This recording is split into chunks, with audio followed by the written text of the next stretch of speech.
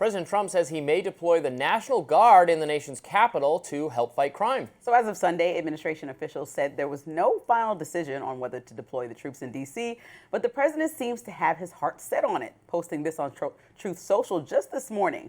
Washington, D.C. will be liberated today. Crime, savagery, filth, and scum will disappear. I will make our capital great again. The days of ruthlessly killing or hurting innocent people are over. I quickly fixed the border. D.C. is next.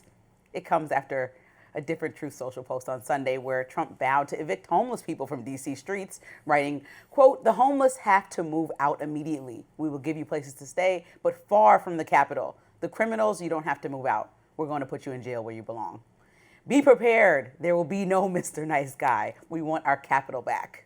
An official told our sister network News Nation that troops would likely support law enforcement officials with logistics, similar to just 2 months ago when Trump sent the California National Guard to help quell the violent protests there. Now, many in Trump's camp seem to be excited about the prospect. Carrie Lake posted to X, "I can't wait. There are very dangerous and in some cases drugged out, deranged, and psychotic people roaming the streets in D.C.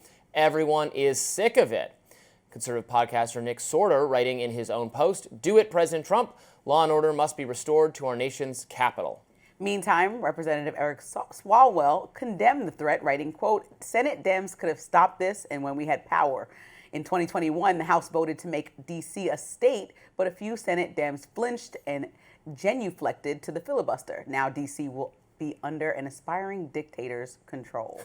Everybody uses the biggest words to Dictator. go back It's and forth. dictatorial now to think that the federal government, which is responsible for D.C. to some degree, should take more in a role in preventing crime. Our city is besieged by crime. Yes, it's true. Crime has fallen since the pandemic highs, yet we still have about as much crime or maybe more than places like Detroit and St. Louis and Philadelphia. There's too much crime in America's big cities regardless. D.C.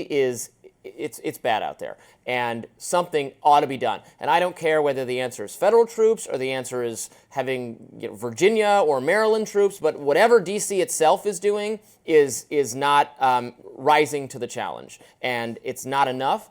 And it's not, so there are two different problems here that are kind of getting confused. So the deranged, drugged out homeless people are one issue. Frankly, I do think there is less of them. During the pandemic, that was awful. There was tent cities all over the city.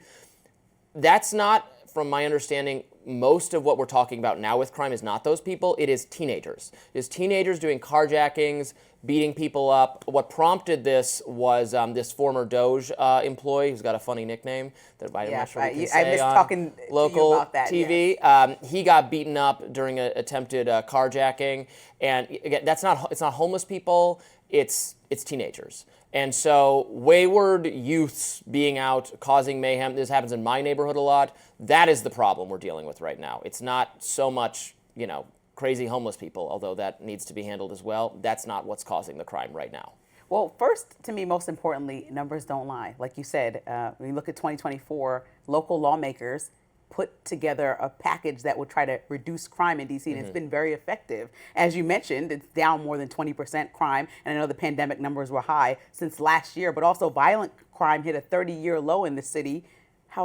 Last year. So violent crime's at a 30-year low, and President Trump is trying to bring in federal troops. The issue is not that I want crime. I don't think that people on the other side of your conversation are saying this should be the we need safest more city crime. in America. Fine, it could be safe, but the point is nobody asked for federal help. And the same thing that President Trump did in Los Angeles, which was overstepping when local officials felt equipped to handle it, right? And Republicans should agree, allow states to handle their business, allow D.C. to handle its business. Why is the federal Local government... officials are not equipped to handle this? No, they are. I just told you that they put together a package that brought violent crime down, and so we hit a 30-year low last year. So they are equipped. Well, so where's DC this has coming from? historically had incredibly high crime. We have Right, worse so crime does than New York. Chicago. So does Detroit, like you said. Our crime is worse than why New York. Why are we not sending federal troops everywhere? He's just literally has this obsession over things, and then wants to, and especially if they have Democratic leadership, he wants to just go over their heads and not have any type of engagement. Like this conversation generally looks like having a conversation with Muriel Bowser and saying, hey, how can I assist? How can the federal government, not going over her head and saying, here's what I'm doing,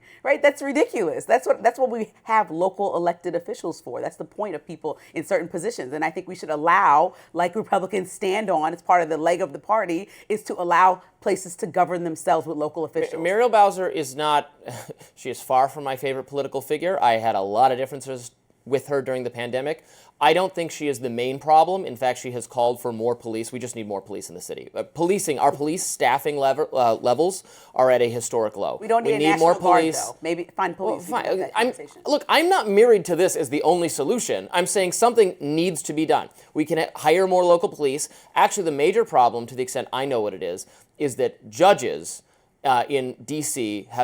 they throw out any attempt to prosecute people for bad behavior. I appreciate a zeal for civil liberties, but they've taken it too far. And what the effect of that is that prosecutors won't bring charges against people because they know the judges are going to throw them out every time. Because the judges were picked by Biden, not by the voters of the city, not by our local elected officials. They're picked by the federal government. So a replacement of them would do a lot of good. And I do think a lot of this is very politically motivated because President Trump knows he has a moment where everyone's looking at him after the DOJ staffer was hurt in this incident to say crime is so terrible, highlighting this one incident and say, I'm going to do something about it, because he's looking for more winning issues, because regular Americans are still like, hey, what's up with the change of economy you promised on day one and things like that. And so I think this is another issue that he knows that he can get people rallied up over, because people want crime to go down in all states. I just don't think the solution matches the problem. Don't you think it's appalling, though, that this could take, these are instances of crime happening,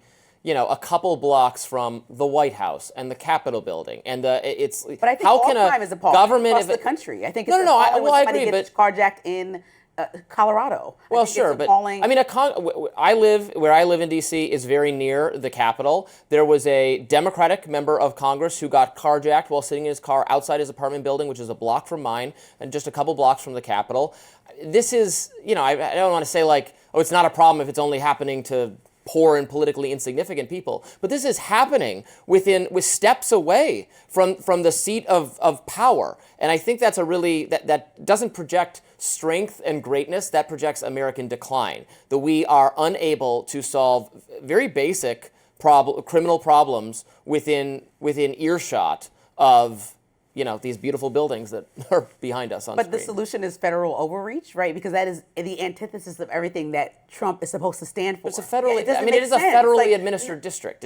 I'm just saying, we're overreaching because the local officials did not ask for the help. So that is the antithesis of everything that the party stands for historically. So this is why I'm confused about why, because this is a winning issue, Trump is just pushing this forward. Yes, be tough on crime. Republicans have been the law and order party, right? Ever since Reagan, that's just been the stance, and that's worked really well for them. So he's using this jargon knowing that it's getting people heightened, but honestly, it's not necessary because crime is down, and also no one's asking for federal assistance here.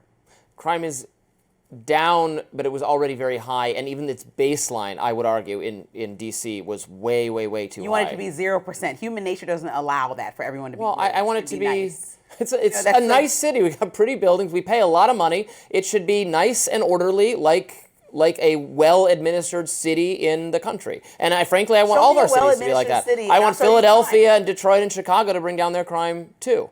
And so do most Americans. So do people who live in these cities. So do especially low-income people who live in the dangerous parts of the city. In really pretty cities too, Robby. That's what I'm saying. And nobody wants President Trump to come in and solve the issue. That's why we have local. I do not agree that no one wants President Trump to come in and solve the issue. Okay, I'll speak for the Lots of people want him to do that. And it's not even Trump specifically, it's just the federal government maybe can do more, especially for D.C. Some of these areas there's jurisdictional fights over whether the city or the federal government is supposed to administer them. And the city is not doing enough. We have a lot more to talk about. Next up, President Trump is directing the Pentagon to take military action against certain foreign drug cartels. Don't go anywhere.